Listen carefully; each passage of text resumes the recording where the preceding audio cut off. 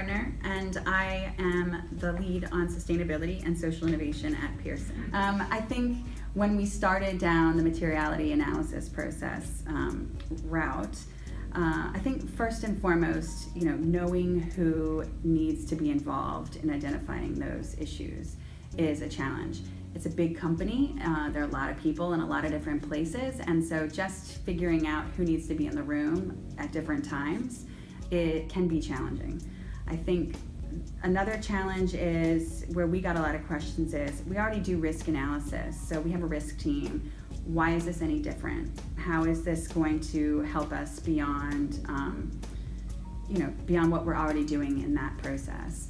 And so making the case for why sustainability is important and why we need to think about risks and opportunities and how they interact.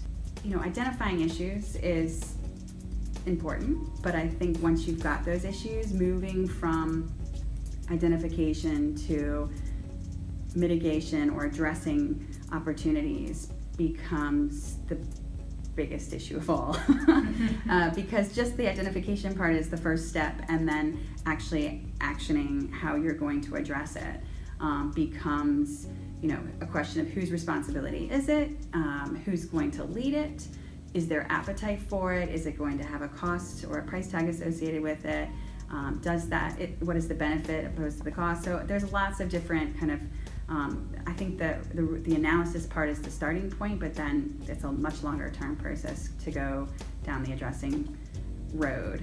And so that's probably the biggest challenge of them all, but lots of fun. Always.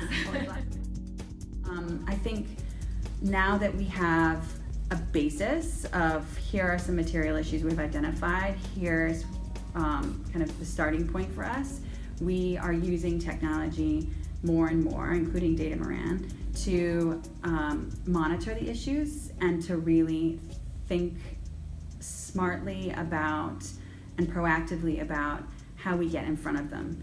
And that means looking at what other companies are doing by pulling in data from different sources about what's in the news, what's in other companies' reports, how can we think about meeting the same types of targets that other companies are meeting in our space, or actually exceeding those. And I think technology, more so than ever before, gives us that capability to kind of predict where we need to get to. Well, initially doing the research and the kind of stakeholder engagement we needed to do to get our materiality review finished, we then published it in our sustainability report. And since then, I think we're seeing a lot of interest both from the board, the exec,